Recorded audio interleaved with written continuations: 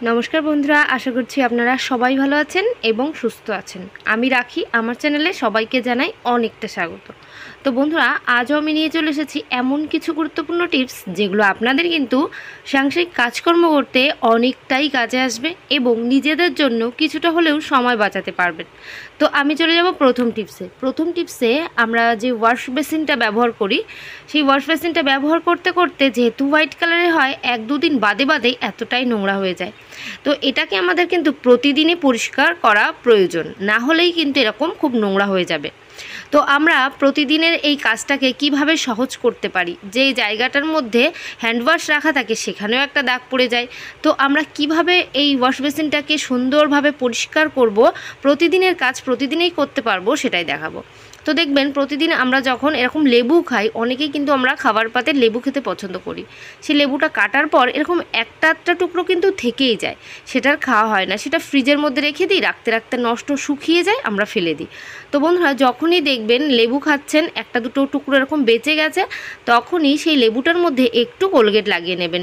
লেবুর মধ্যে যেহেতু অ্যাসিড আছে, আমরা খুব সহজে যে কোনো জিনিস পরিষ্কার করতে পারি, কোলগেটের মধ্যেও ক্লিনিং প্রপার্টিস আছে, তার জন্য আমরা কিন্তু ওয়াশ বেসিনটাকে এই লেবুর টুকরোটা দিয়েই ঘষে নেব। বন্ধুরা আমরা যদি এই লেবুর টুকরোটা দিয়ে ঘষে নিতে পারি, তাহলে দেখবেন যত জেদি দাগ থাকুক না কেন আমাদের ওয়াশ বেসিনের মধ্যেও সেটাও কিন্তু খুব সহজে উঠে যাবে। আমি এখানে লেবুটা ঘষছি, ঘষার সঙ্গেই দেখতে পাচ্ছি কিন্তু এর মধ্যে যে জেদি নোংরা দাগগুলো আছে সেই দাগগুলো কিন্তু একটুও সময় লাগছে না, কয়েক সেকেন্ডের মধ্যেই পরিষ্কার হয়ে যাচ্ছে। এটাকে আপনারা এইভাবে ডোলেও ধুয়ে নিতে পারেন, তাহলেও দেখবেন ওয়াশ বেসিনটা খুব সুন্দর পরিষ্কার হয়ে যাচ্ছে। আর যদি কোনো দাগ থাকে, যেমন হ্যান্ড ওয়াশ রাখার যে দাগটা, সেটাও কিন্তু কয়েক সেকেন্ডের মধ্যে উঠে গেল, আপনারা দেখতেই পেলেন। তো এইভাবে কাজটা সহজ করে নেবেন, দেখবেন তাহলে আপনাদের আর কোনো খাটনি হবে না। কারণ যদি 2-3 দিন বাদে বাদে পরিষ্কার করেন সেক্ষেত্রে কিন্তু আপনাদের একটু খাটনি হতেই পারে। তো লেবুর একটা এরকম খোসা, অথবা লেবুটা খেয়েছেন, খাওয়ার পর শুধু যে খোসাটা, এটা তো প্রতিদিন খাচ্ছেন বাড়িতে লেবুটা, তখন ওই খোসার মধ্যে একটু কোলগেট লাগিয়েও আপনারা যদি ডলে নেন তাহলেই পরিষ্কার হয়ে যাবে। যে ভালো লেবু নিতে হবে এমন একদমই নয়। তো বন্ধুরা এইভাবে এখন প্লেন জলে আমি ধুয়ে নিলাম, ধোয়ার পর দেখতে পাচ্ছেন আমাদের ওয়াশ বেসিনটা কতটা সুন্দর পরিষ্কার হয়ে গেছে, কোনো দাগ ধাবার কিছুই নেই। আশা করছি আমার এই টিপসটা আপনাদের অনেকটা কাজে আসবে, অনেকটা ভালো লেগেছে। তো চলে যাব পরবর্তী টিপসে ফ্রিজের মধ্যে আমরা দেখবেন আমাদের খাবার ভালো রাখার জন্য গরমের দিনে সমস্ত খাবার কিন্তু ফ্রিজে রেখে দিই। এবার ফ্রিজের মধ্যে সমস্ত ধরনের ভাত, তরি তরকারি, ফল, মাছ, মাংস, পেঁয়াজ, রসুন কাটা যেটা এক্সট্রা থাকে সেটাও ফ্রিজের মধ্যে ঢুকিয়ে দিই ভালো রাখার জন্য। তো এইভাবে মশলাপাতি, তরি তরকারি, খাবার দাবার সমস্ত কিছু রাখতে রাখতে না নানান ধরনের খাবার ফ্রিজের মধ্যে রাখা হয়, এই জন্য ফ্রিজ থেকে একটা বাজে গন্ধ আসতে শুরু করে। তো যখনই দেখবেন ফ্রিজের মধ্যে বাজে গন্ধ আসছে, ফ্রিজটার ডোরটা ওপেন করছেন, সঙ্গে সঙ্গে গন্ধটা আসছে, তো তখন তো আর ভালো লাগে না। তাই কী করবেন আপনারা, নানান ধরনের গরমের দিনে খাবার রাখতে হচ্ছে, তো আপনারা কী করবেন, বেশ কয়েকটা লবঙ্গ নিয়ে নেবেন। সেই লবঙ্গটাকে একটা টিস্যু পেপার অথবা নিউজ পেপারের মধ্যে দিয়ে দেবেন, নিউজ পেপারের মধ্যে দিয়ে অথবা টিস্যুর মধ্যে দিয়ে এইভাবে ভাঁজ করতে হবে। কিভাবে আমি ভাঁজটা দেখাচ্ছি দেখেন, এইভাবে ভাঁজ করে নেবেন। ভাঁজ করে যদি আপনারা এই টিস্যুটাকে সুন্দর করে ফোল্ড করে ফ্রিজের মধ্যে রাখতে পারেন, তাহলে আপনাদের ফ্রিজ থেকে কোনো বাজে গন্ধ আসবে না। সমস্ত গন্ধই এই লবঙ্গর জন্য একটা খুব সুন্দর সুগন্ধ বেরোবে, বাজে গন্ধ কিন্তু রিমুভ হবে। আর এইভাবে পেপারটাকে রাখলে তো এর ভেতর থেকে লবঙ্গর কোনো গন্ধ বাইরে আসবে না। তো আপনারা একটা সেফটি পিন অথবা সুচ নিয়ে নেবেন, যার ফলে এখানে প্রত্যেকটা জায়গায় বেশ কয়েকটা ছিদ্র করে দিতে পারেন। এইভাবে আপনারা যদি ছিদ্রগুলো করে দিতে পারেন, তাহলে ছিদ্র দিয়ে এই লবঙ্গর একটা খুব সুন্দর ঘ্রাণ বেরোতে থাকবে, যার ফলে আমাদের ফ্রিজ থেকে যে সমস্ত বাজে আসতে গন্ধ, পেঁয়াজ রসুনের গন্ধ বেরোচ্ছে, সেই সমস্ত গন্ধগুলো কিন্তু আর একদমই বেরোবে না। খুব সহজ একটা কাজ আপনারা যদি করে নিতে পারেন, তাহলে আপনাদের ফ্রিজের যে সমস্যা, সেই সমস্যা থেকে কিছুটা হলেও রেহাই পাবেন। এখানে একটা যে কোনো কর্নারের মধ্যে এই কাগজের টুকরোটা রেখে দেবেন, তাহলেই দেখবেন ফ্রিজ থেকে সমস্ত বাজে গন্ধ রিমুভ হয়ে যাবে। তো আশা করছি বন্ধুরা আমার এই টিপসটা আপনাদের অনেকটা কাজে আসবে, অনেকটা ভালো লেগেছে। যদি ভালো লাগে অবশ্যই আমাকে একটু কমেন্ট করে জানিয়ে দেবেন। চলে যাব পরবর্তী টিপসে। এখানে একটা কাঠের চামচ নিয়ে নিয়েছি। বন্ধুরা, কাঠের চামচের কি কাজ, কতটা উপকার করতে পারে, আমাদের কিন্তু অনেকটাই সেভ করতে পারে, কিভাবে সেটা দেখাবো। আর এখানে কিছুটা তুলো নিয়ে নিয়েছি। তুলোটাকে আমি কাঠের চামচের মধ্যে বেশ ভালো করে জড়িয়ে নেব। তো জড়িয়ে নেওয়ার পর এটা কী কাজ করছি, কি কাজের জন্য আমাদের কাঠের চামচ ব্যবহার করতে হচ্ছে সম্পূর্ণ জানতে পারবেন। তো আমি এখানে তুলোটাকে এইভাবে চামচের গায়ে ঘুরিয়ে নিচ্ছি। আপনারাও এইভাবে চামচের গায়ে ঘুরিয়ে নিতে পারেন। তুলো যদি না থাকে সেক্ষেত্রে সুতির যে কাপড়গুলো হয় না, সেই সুতির কাপড় নিতে পারেন, অথবা আপনারা টিস্যুও ব্যবহার করতে পারেন। যার কাছে যেটা অ্যাভেলেবেল থাকবে সেটাই ব্যবহার করবেন। তো এখানে আমি তুলোটা জড়িয়ে নিয়েছি। আর তুলোর মধ্যে আপনারা 3টে জিনিস দিতে পারেন। আমি এখানে কোলগেট দিচ্ছি, আপনারা যদি চান ডেটল দিয়ে দিতে পারেন, আপনারা যদি চান ভেসলিনও দিয়ে দিতে পারেন। আর কোলগেটও এখানে আমি দিয়েই তো নিচ্ছি। তো এই কোলগেটটাকে এইভাবে আমরা তুলোর মধ্যে চারিদিকে মিশিয়ে নিচ্ছি। এইভাবে তুলোটা গায়ে কোলগেটটা মেশানোর ফলে কি হবে চলেন দেখিয়ে দিই। আমাদের বাড়িতে যে সমস্ত সুইচ বোর্ডগুলো থাকে দেখবেন প্রচুর নোংরা হয়ে থাকে। যেহেতু সুইচ বোর্ডটা বেশি একটা পরিষ্কার করা হয় না, এই জন্য এরকম নোংরা হয়ে গেলে জিনিসটা দেখতে খারাপ লাগে।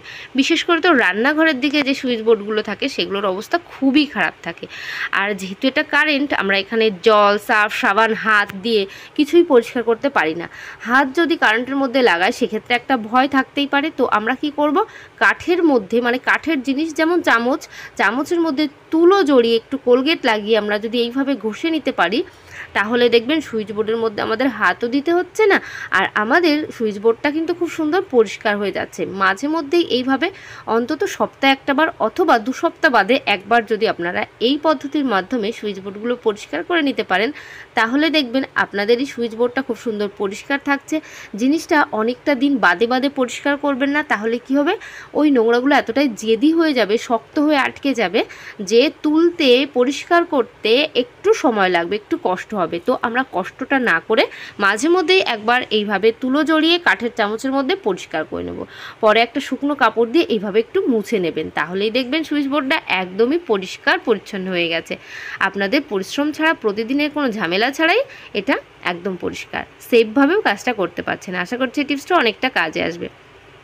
চলে এলাম পরবর্তী টিপসে। আমরা যখন রান্নাবান্না করি অথবা তরকারি কাটছি রান্নাঘরে, তখন দেখবেন ফোন দেখতে, মানে মুভি হোক, সিরিয়াল হোক, আমরা দেখতে খুব পছন্দ করি। তো ফোনটাকে এইভাবে আমরা মেঝের মধ্যেই রেখে দিই। তো মেঝের মধ্যে রান্নাঘরে যেহেতু জল পড়ে থাকে, তো তখন দেখবেন ফোনটা অনেকটা ভিজে গিয়ে না সমস্যা হয়ে যায় ফোনের। তো আমরা এইভাবে মেঝের মধ্যে রাখবো না, আর একটা যে কোনো জিনিসের গায়ে হেলান দিয়ে রাখার চেষ্টা করি। কারণ যদি আমাদের ফোনের যে স্ট্যান্ডগুলো না থাকে, সেক্ষেত্রে এই সমস্ত আমরা কাজ অ্যাপ্লাই করি, মানে যে কোনো একটা জিনিসে হেলান দিয়ে রেখে দিই। তো আমরা কি করব, যদি স্ট্যান্ড না থাকে সেক্ষেত্রেও একটা সহজ পদ্ধতি আছে, আপনারা স্ট্যান্ড ব্যবহার করতে পারবেন।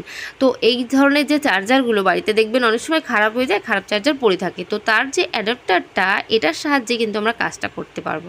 এইভাবে ফোনটাকে যদি আমরা চার্জারের মধ্যে এইভাবে রেখে দিতে পারি, তাহলে ফোনটা কিন্তু পড়বেও না। মেঝেতে রাখলে যে জল লাগছে, জলের ফলে সমস্যা হচ্ছে, সেটাও হবে না। খুব সহজে যেদিকে ইচ্ছা সেই দিকে ঘোরাতে পারবেন ফোনটা। তো এটাও কিন্তু খুব একটা সহজ পদ্ধতি। আপনারা যদি চান যে আপনারা খুব ইজিভাবে ফোনটা দেখবেন, যেন ফোন কোনো জল না লাগে, সমস্যা না হয়, তখন কিন্তু এই টিপসটা অ্যাপ্লাই করতেই পারেন। আশা করছি এই টিপসটাও অনেকটা কাজে আসবে। চলে যাব পরবর্তী টিপসে। এখানে আছে বেশ কিছুটা মশলার কৌটা। তো লবণ আছে, জিরের গুঁড়ো আছে, হলুদ আছে। তো আমরা কি করি, এই সমস্ত মশলাপাতি কৌটার মধ্যে এরকম চামচগুলো রেখে দিই। তো স্টিলের যে চামচগুলো রাখি, এর ফলে বেশি একটা সমস্যা হয় না অন্যান্য মশলায়, কিন্তু লবণের মধ্যে কিন্তু ভীষণ সমস্যা হয়। তো হলুদ, জিরের গুঁড়ো, ধনের গুঁড়ো সমস্ত মশলাপাতির কৌটার মধ্যে যখন চামচটা রাখছি, চামচটা খুব একটা সমস্যা না হলেও লবণের মধ্যে রাখলে কেন সমস্যা হচ্ছে, কারণ লবণের মধ্যে যদি স্টিলের চামচ রাখি, সেক্ষেত্রে স্টিলের চামচের মধ্যে একটা জং পড়ে যায়, মোর্চা ধরে যায়, যার ফলে আমাদের যে এই জংগুলো থেকে যায় চামচের মধ্যে, সেই চামচ দিয়ে বারবার করে আমরা লবণটা নিতে নিতে সেই জংগুলো যদি কোনো কারণে তরকারির মধ্যে পড়ে যায় লবণের সঙ্গে মিশে গিয়ে, তাহলে সেটা খাওয়া কিন্তু আমাদের স্বাস্থ্যের পক্ষে খুবই ক্ষতিকারক। তার জন্য আমরা সবসময় চেষ্টা করব মশলাপাতির প্রত্যেকটা মশলার কোটার মধ্যে স্টিলের চামচ না রেখে আমরা যদি কাঠের অথবা প্লাস্টিকের চামচ রাখতে পারি তাহলে কেমন হয়? তাহলে কিন্তু খুবই মানে ভালো হবে, আপনাদের কিন্তু কোনো বিপদ হবে না, কোনো সমস্যা হবে না। আপনারা চেষ্টা করবেন স্টিলের চামচ কখনোই মশলাপাতির কৌটার মধ্যে রাখবেন না। আপনারা কি করবেন, এখানে আমি নিয়ে নিয়েছি কাঠের চামচ। তো কাঠের চামচ, নতুন চামচগুলো বের করে নিচ্ছি, আর এইভাবে সমস্ত মশলাপাতির কৌটার মধ্যে আপনারা কাঠের চামচ রেখে দিতেই পারেন। তাহলেই দেখবেন আপনাদের মশলাপাতিগুলো খুব সহজে নিতে পারছেন, তুলতে তো পারছেনই, সঙ্গে এই যে জং পড়ে যাওয়া, জংটা আমাদের শরীরের মধ্যে চলে যাবে মশলাপাতির মাধ্যমে, এই কাজটাও আর হবে না। তো এইভাবে যদি কাঠের চামচ অনেকে হয় না নেই বাড়িতে, সেক্ষেত্রে কি করবেন, কাঠের চামচ যদি না থাকে সেক্ষেত্রে যখনই আমরা এই ধরনের যে মশলাপাতির ছোটো ছোটো এই প্লাস্টিকের কৌটাগুলো কিনি না, এর মধ্যে এই ধরনের ছোটো ছোটো প্লাস্টিকের চামচগুলো রাখা থাকে। তো এই চামচগুলো আপনারা ব্যবহার করতে পারেন, তাহলেও দেখবেন বেশি একটা ক্ষতি কিন্তু আমাদের হবে না। স্টিলের চামচ মশলার মধ্যে রাখলে যতটা ক্ষতি হয়, প্লাস্টিকের অথবা কাঠের চামচ রাখলে আর কিন্তু কোনো ক্ষতি হবে না। তো বন্ধুরা, আশা করছি আমার এই টিপসটাও আপনাদের অনেকটা কাজে আসবে। যদি ভালো লাগে অবশ্যই কমেন্ট করতে ভুলবেন না এবং বন্ধুদের সঙ্গে শেয়ার করবেন। তো আজকের ভিডিও আমি এখানে শেষ করছি। সবাই ভালো থাকবেন, সুস্থ থাকবেন। আবার নেক্সট কোনো ভিডিও তাড়াতাড়ি দেখা হচ্ছে। তো বাই, টাটা।